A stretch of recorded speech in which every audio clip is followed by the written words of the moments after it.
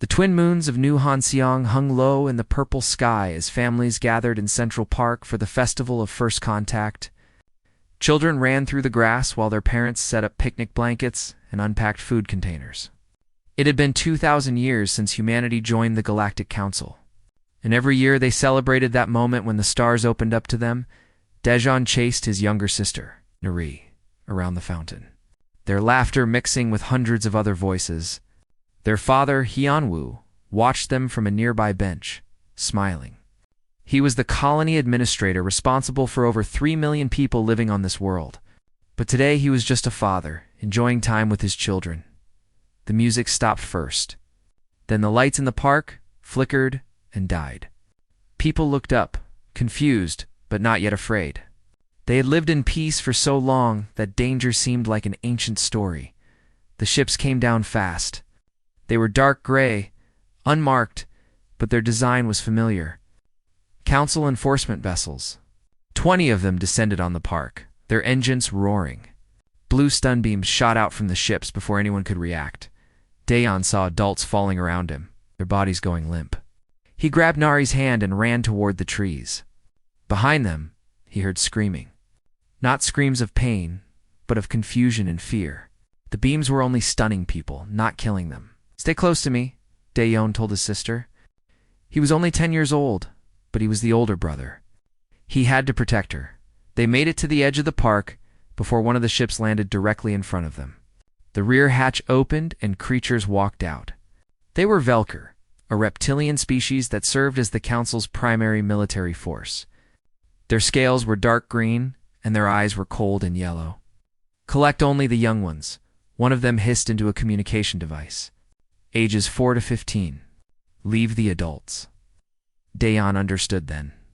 They were not here for everyone. They were here for the children. He pushed Nari behind him as Velker approached. "Stay away from us," he shouted, trying to sound brave, even though his hands were shaking.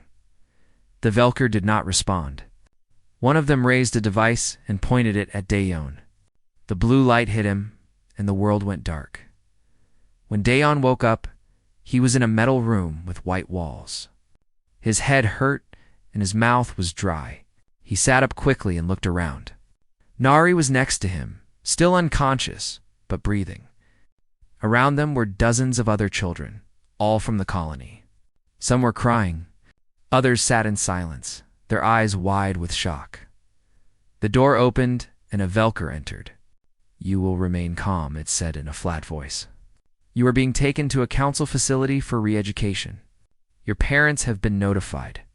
Cooperation will make this process easier." "Re-education?" a girl near the back asked. "What does that mean?" The Velker did not answer. It simply walked out and sealed the door again. Daejeon held his sister as she woke up crying. He did not know what to tell her. He did not understand what was happening either. Across 3 colony worlds, the same scene played out. In total, 347 human children were taken from their homes and families in less than 2 hours.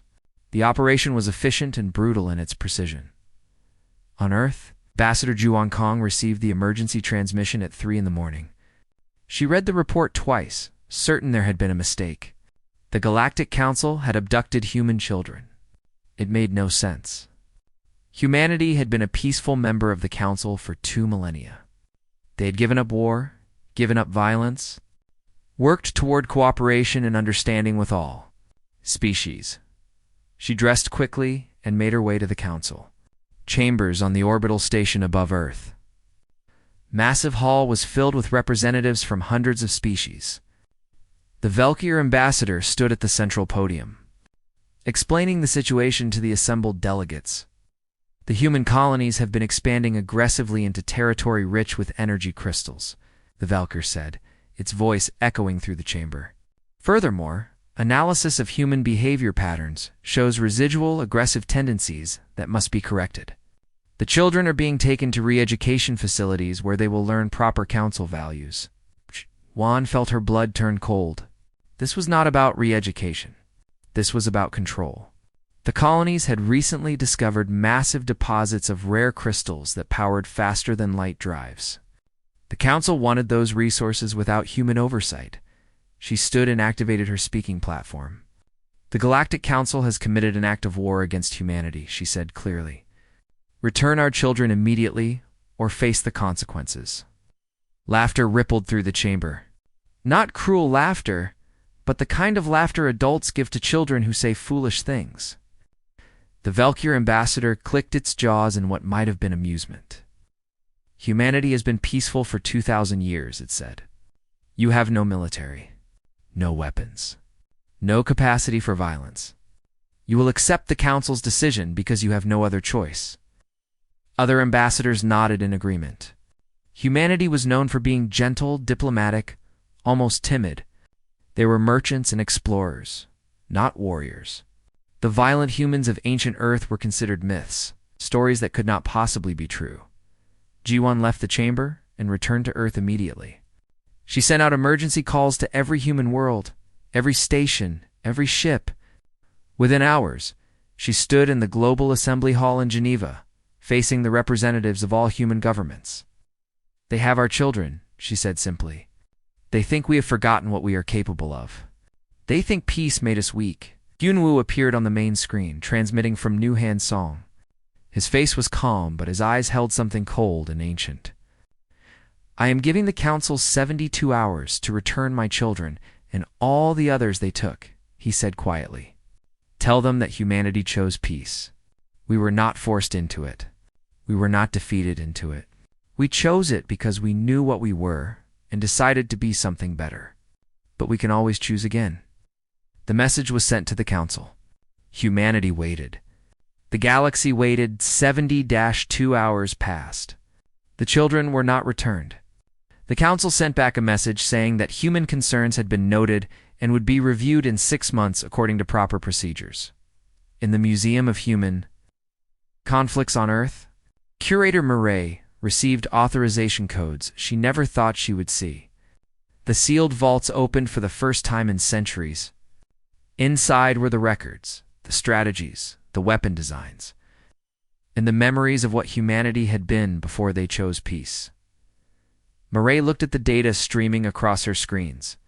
2,000 years of suppressed knowledge, unlocked in minutes. She thought of the children taken from their families. She thought of the Council's laughter. She thought of the choice humanity now faced. "They wanted to see what we used to be," she whispered to the empty room. "Now they will." Taeyang had been a cargo ship pilot for 15 years. He transported medical supplies between the colonies, lived a quiet life, and never thought much about violence or war. Those were things from history books. From a time before humanity joined the stars, the message came while he was docked at Titan Station, refueling his ship. His personal communicator lit up with a priority alert. When he opened it, he saw a symbol he had only seen once before, during mandatory citizen registration when he turned 18. A red star with 12 points. "Reserve Captain Taeyang," the message read, "You are hereby activated under Emergency Protocol 7. Report to the nearest military coordination center within 6 hours. This is not a drill." His hand shook as he read it again. Emergency Protocol 7. He knew what that meant. Everyone knew, even though it had never been used. It meant humanity was going to war. At coordination centers across human space, millions of people received similar messages. They were teachers, doctors, engineers, and artists. But their genetic profiles had been tagged centuries ago. They were descendants of soldiers, carriers of traits that humanity had carefully preserved even while choosing peace. Just in case Taeyang made his way to the military wing of Titan Station. It had been locked for as long as he could remember, a historical site that no one paid attention to. Now the doors were open and people were streaming inside. He recognized some of them. There was Yunji, who ran a noodle shop in the residential sector. There was Minho, a navigation instructor at the Civilian Flight Academy. All of them looked as confused as he felt. An officer stood at the front of the assembly hall. She was older, maybe 60, and she wore a uniform that looked ancient but perfectly maintained. "My name is Admiral Hannah," she said. "I know you are confused. I know you are afraid. Let me explain what is happening. The Galactic Council has taken our children, 347 of them. They have refused to return them. Humanity is going to get them back. The room erupted in voices. Questions, anger, fear. Admiral Hannah waited for the noise to die down before continuing. You were all selected for reserve military service based on genetic markers and psychological profiles. You have been trained through simulations you thought were games. You have taken courses you thought were educational programs. The knowledge is already inside you. Now, we activate it. Taiyang thought back to the strategy games he played as a teenager, the combat simulations he completed for school credit, emergency response training that all ship pilots underwent. He had never realized it was all connected, all preparing him for this moment. You will report to your assigned vessels, Admiral Hannah continued. We are retrofitting the entire merchant fleet. Every cargo hauler, every passenger liner, every private ship that can mount a weapon. We have 3 weeks to prepare. Then we move. The Council had made a fatal assumption. They believed that because humanity had no military ships, humanity had no military capacity. They were wrong. Every ship built in the last 1,000 years had been designed with hidden specifications, reinforced hulls that could withstand weapons fire, engine systems that could be overcharged for combat maneuvers, mounting points concealed in the cargo bays and passenger sections. Taiyang watched as his cargo ship was transformed. Workers cut away panels to reveal weapon housings. They installed missile racks where medical supplies used to be stored. They upgraded the shields and engines, pulling off the limiters that had kept civilian ships slow and safe. In 72 hours, his simple cargo hauler became a destroyer. They renamed it Retribution. The same transformation happened across human space. Orbital shipyards that had built peaceful vessels for centuries became weapons factories. The passenger liner Gentle Dawn emerged with enough firepower to level a city. Small personal transports mounted railguns and torpedo tubes. Even the mining ships in the asteroid belt were armed and armored. High Chancellor Vornis of the Galactic Council watched the reports with amusement. Humanity was mobilizing their merchant fleet. It was a pathetic gesture, like children playing with toys. The Council had thousands of warships from dozens of species. Even if every human ship attacked together, they would be crushed within hours. He sent a message to the Valkyr military command. Let the humans come. Destroy them quickly, so the other species understand the cost of defying the Council. The first engagement happened near the Rigel border. A Valkyr patrol squadron detected what their sensors identified as a fleeing human transport. 6 Valkyr warships moved to intercept. Their commander sent a standard surrender demand. Captain Yunji sat in the command chair of the retrofitted transport. Watching the Valkyr ships approach, she thought about the noodle shop she used to run, about the regular customers who would come in for lunch. She thought about the children taken from their homes. Her hands tightened on the armrests. This is Valkyr Patrol Group 9, the communication came through. Surrender your vessel immediately, or be destroyed. Yunji opened the channel. Her voice was calm and cold. This is Captain Yunji of the human destroyer Iron Wind. You took our children. Now, you will learn what humanity was before we chose to be kind. The Valkyr commander laughed. You have 1 ship. We have 6. This will be brief. Yunji smiled without humor. Yes, it will be. The Iron Wind did not fight like the Valkyr expected.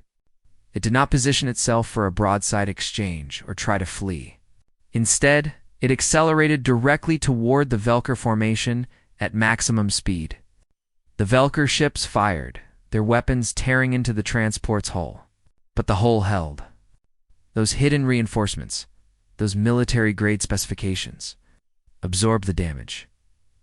The Iron Wind reached the center of the Valkyr formation and released every weapon at once. Missiles, railgun rounds, energy torpedoes, all fired at point-blank range. 3 Valkyr ships exploded immediately. The other 3 tried to break away, but the Iron Wind pursued them with a ferocity that made no sense for a cargo transport. The engagement lasted for minutes. When it was over, all 6 Valkyr ships were debris. The Iron Wind was damaged, but intact. Yunji sent a single message back to Human Command. First blood drawn. Continuing mission. The recording of the battle spread across the galaxy within hours. Species that had dismissed humanity as weak and passive watched in shock. The combat footage showed tactics they had never seen before. Aggressive maneuvers that risked everything for maximum damage. Weapons fired with precision that suggested extensive combat experience. Ships that should have been destroyed, continuing to fight with damaged hulls and failing. Systems. The Council called an emergency session. High Chancellor Vorna stood before the assembled representatives, his confidence beginning to crack. The humans have revealed hidden military capabilities, he said. This changes nothing. We have the superior numbers. We have the superior technology. We will crush this rebellion. But in the back of the chamber, some species were quietly recalculating. The Chiric swarms, insectoid beings that understood hive protection instincts, began withdrawing their fleets to defensive positions. The aquatic Thessians sent secret communications to human contacts, offering intelligence about Council fleet movements on Earth. Admiral Minho coordinated the offensive from the newly commissioned battle carrier Iron Promise. It had been a colony transport ship 3 weeks ago. Now it carried 200 fighters and enough weapons to threaten a planet. All fleets report ready, his tactical officer reported. Minho looked at the strategic display. 12 Council military installations across 4 sectors. Each one heavily defended. The main objective was Council Station Alpha, where intelligence suggested the children were being held. It was the most heavily fortified location in the galaxy. Send the signal, Minho ordered. All fleets advance. Show them what humanity remembers. Across human space, thousands of ships began moving. Not as merchants or explorers, but as weapons. The sleeping dragon had awakened, and the galaxy was about to remember why humanity had chosen peace in the first place. The Velkir homeworld defense fleet was considered impregnable. 50 capital ships arranged in perfect formation around the planet, supported by 200 smaller vessels and 3 orbital defense platforms. No enemy had ever penetrated its defenses in 500 years of service. Commander June stood on the bridge of the battle carrier Typhoon, studying the tactical display. His fleet consisted of 37 ships, most of them converted merchant vessels. By every military calculation, attacking this position was suicide. All ships report ready, his communications officer said. June nodded slowly. He had been a mathematics professor before the activation. He taught probability and statistics to university students. Now he was calculating the probability of success in a battle that should be impossible to win. Begin the scatter pattern, he ordered. The human fleet did not charge toward the Velkir formation. Instead, the ships suddenly broke apart, each one heading in a different direction. The Velkir commander watched in confusion as the human vessels accelerated toward the massive asteroid field that orbited nearby. They are fleeing into the asteroids, the Velkir tactical officer reported. They know we cannot follow them there. The field is too dense for capital ships. The Velkir commander clicked his jaws in satisfaction. Maintain formation. They will have to emerge eventually. We will destroy them when they do. But the human ships did not emerge. They dove deeper into the asteroid field, navigating through gaps that should have been impossible to cross. Their pilots made calculations in seconds that would have taken the Velkir hours. They pushed their engines beyond safe limits, threading through the spinning rocks with precision that bordered on insanity. 30 minutes later, the human fleet emerged on the opposite side of the asteroid field, directly behind the Velkir defensive formation. They had crossed terrain the Velkir considered impassable. All weapons. Open fire, June ordered calmly. The Velkir fleet tried to turn, tried to reposition, but capital ships were not designed for rapid maneuvers. The human vessels tore into them from behind, targeting engines and weapon systems with surgical precision. Within the first 5 minutes, 12 Velkir capital ships were disabled. Within 20 minutes, the defensive formation had collapsed into chaos. June did not press the attack further. He had proven his point. All ships, withdraw, he ordered. Leave them burning. Move to the next target. As the human fleet departed, they broadcast a message on all frequencies. It was footage from Earth's history. Images of ancient wars, of cities destroyed, of weapons that could crack planets. The message was clear. Humanity knew destruction intimately. They had practiced it for thousands of years before choosing peace. The Velker distress calls spread across council space. Other species watched the footage and began to understand what they were facing. Humanity had not forgotten how to make war. They had simply chosen not to. Until now, Admiral Minho coordinated the overall offensive from Iron Promise. 12 simultaneous strikes on council installations across 4 sectors. Each attack followed the same pattern. Human ships using tactics that no other species employed. Aggressive maneuvers that sacrificed ship safety for tactical advantage. Psychological warfare that left enemy commanders uncertain and afraid at the mining station on Kilos 3. Captain Sunmi led the assault. The station was defended by a mixed fleet of council species, each one using their traditional military doctrines. The Velker preferred direct confrontation. The Morvath relied on superior numbers. The Krillian used defensive formations. Sunmi had studied all of their tactics in the simulations she thought were just games. She knew their patterns, their preferences, their weaknesses. Her fleet split into 3 groups, each one presenting a different threat. The council defenders could not decide which group to prioritize. While they debated, the human ships struck from all sides at once. The battle lasted 6 hours. The station surrendered when half its defending fleet was destroyed. Sunmi offered them one chance to evacuate. Most species accepted. The Velker refused, choosing to fight to the last ship. Humanity obliged them. But not all battles went smoothly. At the human colony of New Sol, a council retribution fleet arrived with orders to punish humanity for their aggression. They did not target the military installations.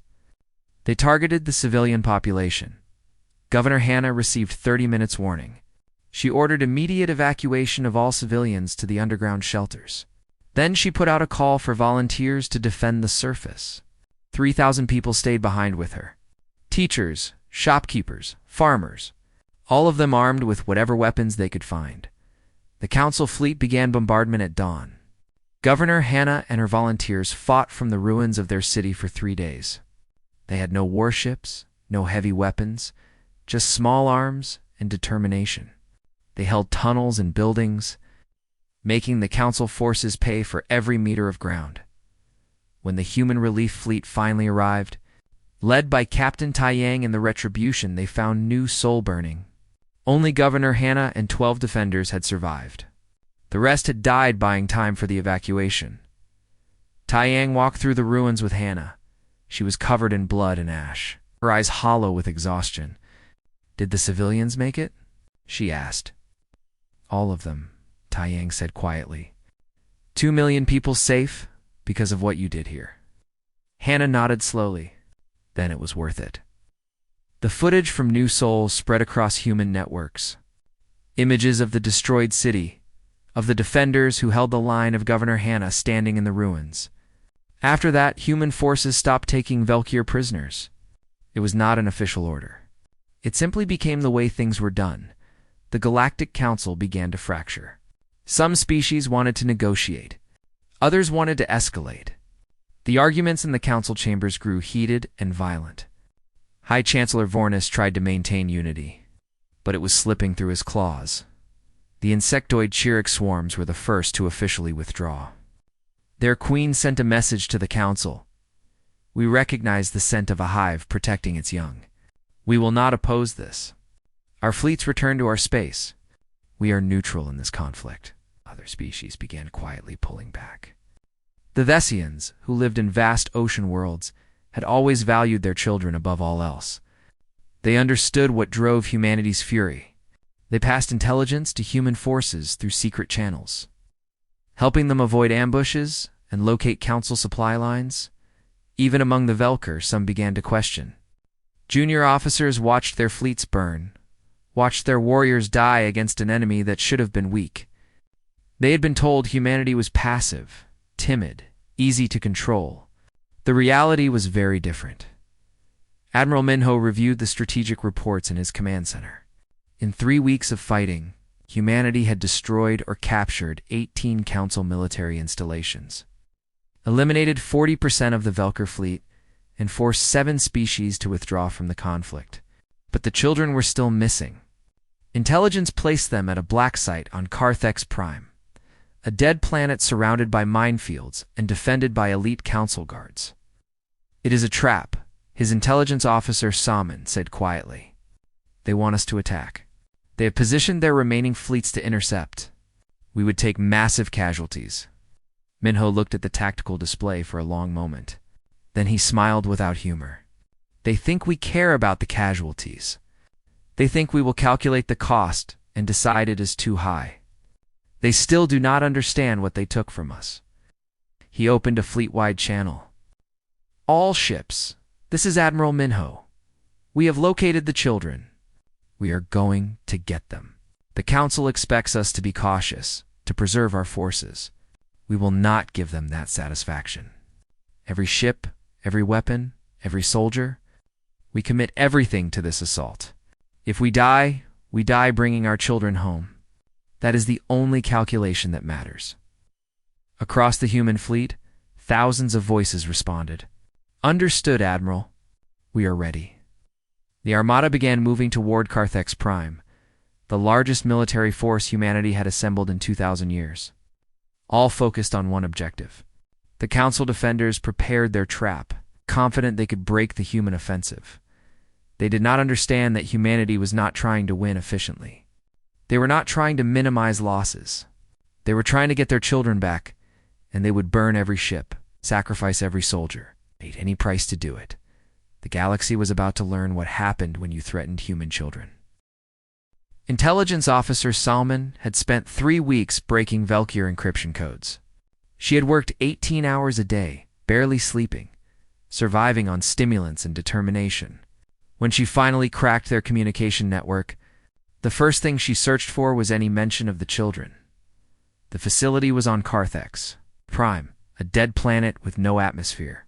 Surrounded by automated defense systems and minefields, the children were in Detention Block 7, deep underground. The facility was defended by 2,000 elite council guards and supported by orbital weapons. Platform Somin sent the data to Admiral Minho with a single message: "Found them. It is as bad as we feared."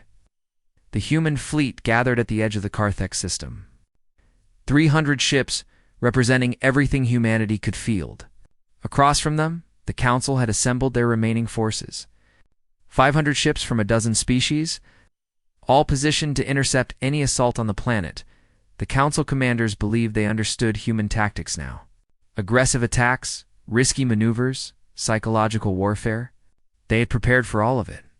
What they had not prepared for was the sheer determination of parents trying to reach their children.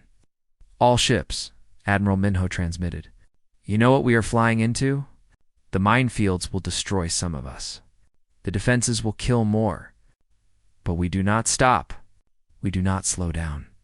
We reach that planet and we bring our children home. That is the mission. That is the only thing that matters." The human fleet accelerated to attack speed. They did not try to avoid the minefields. They flew straight into them at maximum velocity. Ships exploded as they hit the mines. Others took critical damage, their hulls breached and venting atmosphere, but they kept going. The Council defenders watched in horror as human ships continued through the minefields. Despite catastrophic losses, vessels that should have stopped for repairs or turned back kept pushing forward. Ships with damaged engines, with failing life support, with half their crew dead, all maintained course toward Carthex Prime. "They are insane," the Morvath fleet commander transmitted. "They are sacrificing themselves for nothing." But it was not for nothing. 37 ships made it through the minefield. Battered, damaged, but still capable of fight. They crashed into the orbital defenses like a hammer. No elegant tactics, no careful positioning, just pure aggressive force. Marine Commander Eunice stood in the drop bay of the assault carrier Relentless. Behind her, 300 Marines prepared their equipment. They were teachers and office workers a month ago. Now they wore combat armor and carried weapons that could cut through reinforced steel. "Listen up," Eunice said. "We are going to hit the surface in 5 minutes. The facility is underground. We fight our way down level by level until we reach Detention Block 7. No prisoners. No mercy. We are bringing those children home. The dropships launched while the battle still raged in orbit. They fell toward Carthex Prime through a storm of weapons fire. Half of them were destroyed before reaching the surface. The other half crashed into the ground at high speed, their armored hulls protecting the Marines inside. Yuna's ship hit hard enough to throw her against her restraints. The rear door blew open, and she charged out into the gray dust of the dead planet. Council guards were already firing at them from fortified positions. She did not stop to take cover. She ran straight at them, her rifle firing continuously. The Marines followed her. They had no time for careful tactics. Every second delayed was another second the children remained captive. They cleared the surface defenses in 15 minutes through sheer aggression, then breached the facility entrance and began fighting their way down. Inside the detention block, Dayon heard the explosions above. He had been counting the days since the abduction. 23 days since they took him and Nari from the festival. 23 days of questions and tests and examinations. The Velkir guards had not hurt them directly, but they were not kind either. They treated the children like specimens, like things to be studied. "Something is happening," one of the other children whispered. The explosions grew louder, closer. Then the detention block door exploded inward, and human Marines poured through. Dayon saw the armor markings, the human language on their equipment. He started crying and could not stop. Yuna swept the room with her weapon, making sure no guards remained. Then she removed her helmet and looked at the children. So many of them, all so young, all so frightened. "We are here to take you home," she said gently. "You are safe now." The children rushed forward. Nari found Yuna and held onto her leg, sobbing. Yuna picked her up and felt her own eyes burning with tears. She had children of this age back home. The thought of what these kids had endured made her want to kill every. Medic Barum began a facility. Medic Barum began examining the children as Marines secured the area. What she found made her hands shake with rage. Surgical scars on several children. Injection sites indicating regular drug administration. Medical devices implanted under their skin for monitoring purposes. They were experimenting on them, Barum said to Yuna. The re-education was a cover. They were studying human children, trying to understand what makes us adaptable. The youngest child, a 5-year-old boy named Heijin, could barely speak. Whatever they had done to him had traumatized him beyond words. Barum held him carefully, checking his vital signs, trying to soothe him with soft words. Yuna transmitted the medical data back to the fleet. Within minutes, every human ship, every human world received the footage and the evidence. Images of children with surgical scars, data logs showing the experiments, medical records detailing how council scientists had tested human children like laboratory animals. The response was immediate and absolute. Whatever restraint remained in the human military evaporated. Ships that had been accepting surrenders stopped doing so. Marines that had been taking prisoners began executing guards on sight. The rules of war, the careful limitations humanity had tried to maintain, disappeared. Admiral Minho watched the footage in his command center. He thought of his own grandchildren, safe on Earth. He thought of what would have happened if they had been the ones taken. His hands tightened into fists. "Send a message to Ambassador Giwan," he said quietly. "Tell her there will be no peace talks. Tell her there will be no negotiations. Tell the Council that we will accept only one outcome now: total surrender and trials for every person involved in this program." Ambassador Giwan transmitted the message to the Galactic Council. Her words were simple and cold. "You experimented on our children. There will be no peace. There will be no forgiveness. There will be justice. We are coming for all of you." High Chancellor Vornis received the message in the council chambers. Around him, species representatives argued and shouted. Some wanted to negotiate. Others wanted to continue fighting. The unity of the council had completely collapsed in a desperate attempt to force humanity to negotiate. Vornis authorized kinetic bombardment of human civilian worlds. If humanity wanted war, the Council would show them the cost of war. They chose Bright Harbor, a peaceful colony world with over 2 million inhabitants. The kinetic strikes came from orbit. Massive metal rods accelerated to near-light speed, hitting the surface with the force of nuclear weapons. The colony shields absorbed some of the damage, but not all. When the bombardment ended, 200,000 people were dead. Captain Tai Yang arrived at Bright Harbor with the relief fleet. He walked through the ruins of cities that had been full of life just hours before, bodies in the streets. Buildings collapsed. Fires still burning. The Council had targeted civilians deliberately, trying to break human morale. It had the opposite effect. The images of Bright Harbor spread across every human network. The footage of dead children in the streets, of families buried in rubble, of survivors wandering in shock through the devastation. Humanity had been divided on the war before. Some had questioned whether the response was too extreme. After Bright Harbor, there were no more questions. Every human in the galaxy, even the pacifists who had opposed the war, even the Council's sympathizers who had called for restraint, now demanded retribution. The human race unified behind a single purpose: make the Council pay. Taeyang stood in the ruins of a school where 60 children had died.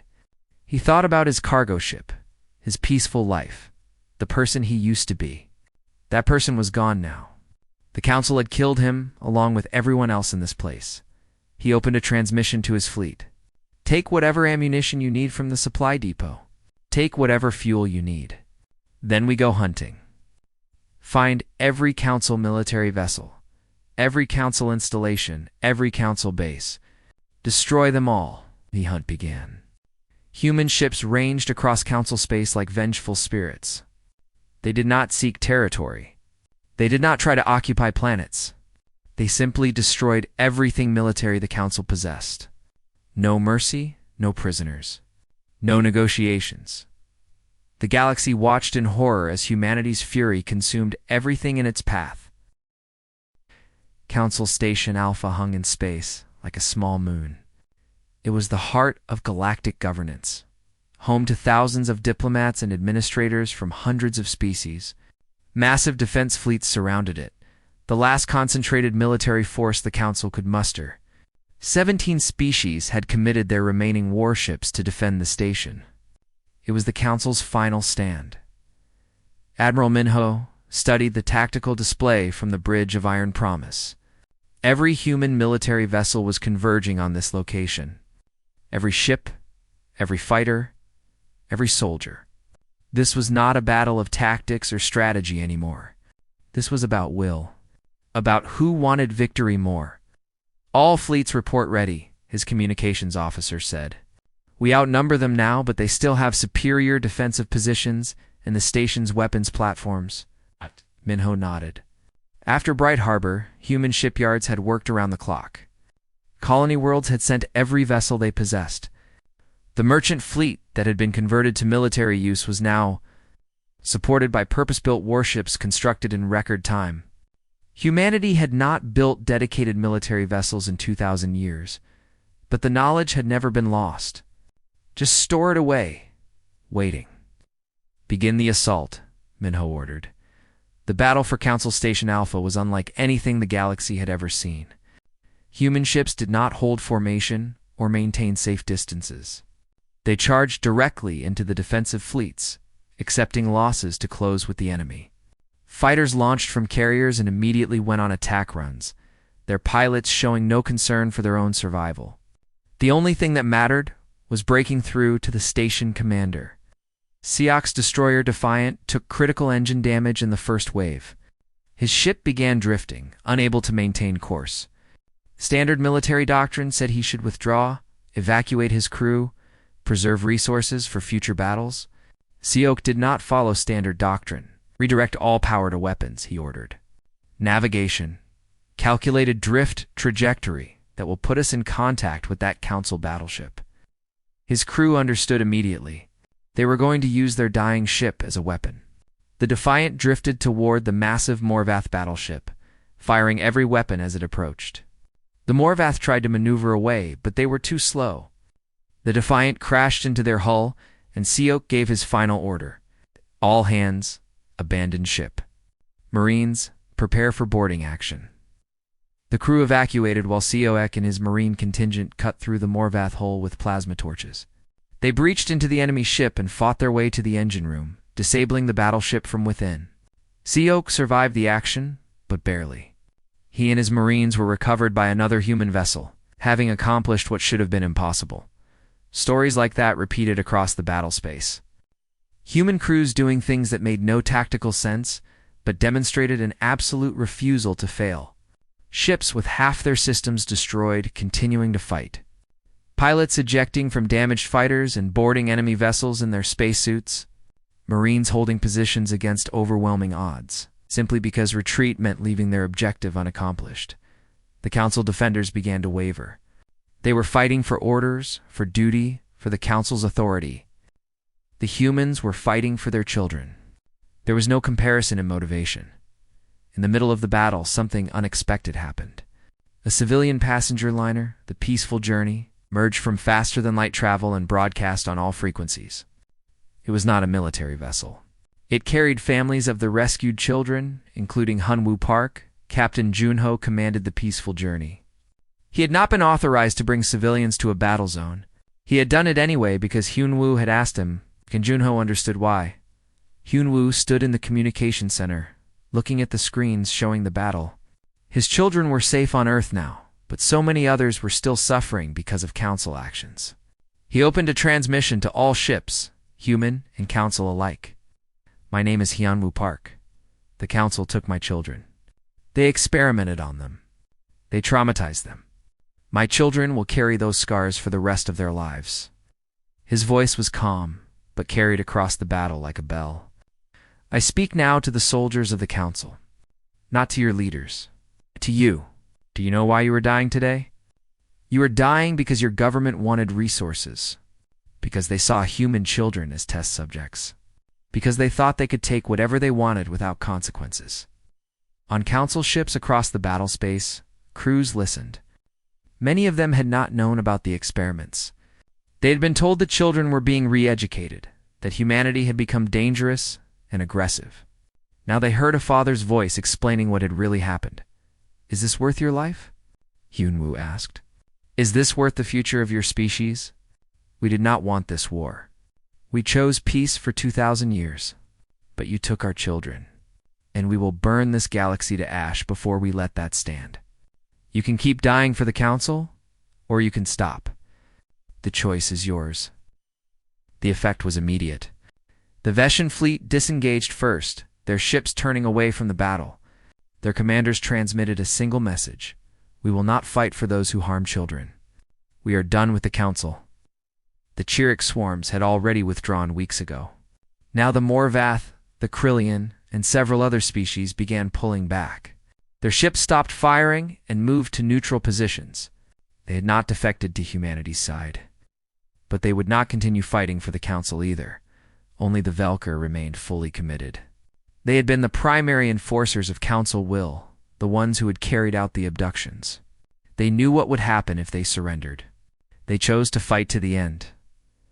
High Chancellor Vornus watched his coalition crumble from the command center of Council Station Alpha. The defensive fleets were abandoning him. The human ships were breaking through the outer defenses. In less than an hour, they would reach the station itself. He had two options: continue fighting and watch the Council completely destroyed, or surrender and face human justice. Neither option was acceptable, but he was out of choices. Vornus opened a transmission on all frequencies. This is High Chancellor Vornus of the Galactic Council. I offer unconditional surrender. Ceasefire. I repeat, ceasefire. The human fleet did not immediately stop. Ships continued their attack runs. Weapons continued firing. It took Admiral Minho 5 minutes to get the ceasefire order distributed and obeyed. Even then, some ships were reluctant to stop. They had lost friends, family, comrades. They wanted revenge, not surrender. Minho understood that feeling. He felt it himself. But this had to end. The children were safe. Bright Harbor had been avenged. Continuing would just create more death without purpose. All ships cease fire, he transmitted again. The council has surrendered. It is over. The negotiations took 3 days. Ambassador Ji-Wan led the human delegation. She sat across from Vornis and the remaining council representatives in a conference room aboard Iron Promise. The terms humanity demanded were harsh, complete disarmament of all council military forces, dissolution of the council as a governing body, each species to govern themselves independently with human observers to ensure compliance, the Valkyr leadership to face trial for war crimes, reparations to be paid to all affected human colonies and families. Most importantly, every participating world had to construct a memorial, a physical monument listing the names of every human child who had been taken and experimented on.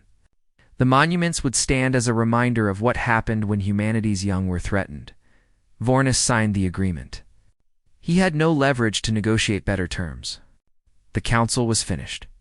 2 years later, Daeon and Nari returned to New Hanseong with their father. The colony had been rebuilt. The park where they had been taken now featured a memorial garden with the names of all the children carved in stone. Daeon touched his own name, thinking about those 23 days of captivity that felt like years. "Does it still hurt?" Nari asked. She was 10 now, older than when she was taken. The scars from the experiments had healed, but she still had nightmares. "Yes," Daeon said honestly, "but we are alive. We are home. That is what matters." They attended therapy sessions twice a week. All the taken children did. Some were recovering well. Others, like young Hajan, would need help for the rest of their lives. The galaxy had learned what humanity would do to protect its young. The children had learned what it cost. Admiral Minho retired after the treaty was signed. He returned to teaching navigation, training the next generation of pilots. Most of humanity's military command did the same. The merchant ships were converted back to civilian use, though the weapon mounts remained hidden but ready, just in case. On Earth, Curator Murray added a new wing to the Museum of Human Conflicts. The Children's War, they called it. The exhibits showed both the horror humanity had inflicted and the love that had driven it. Schoolchildren toured the exhibits in silence, learning about what their species had been, what they had chosen to become, and what they had returned to temporarily at the exit of the museum. An inscription was carved in every known language. "We were monsters once. We became better. We returned to monstrosity to save innocence. May we never need to again." Below that, a simpler phrase: "Do not touch our children."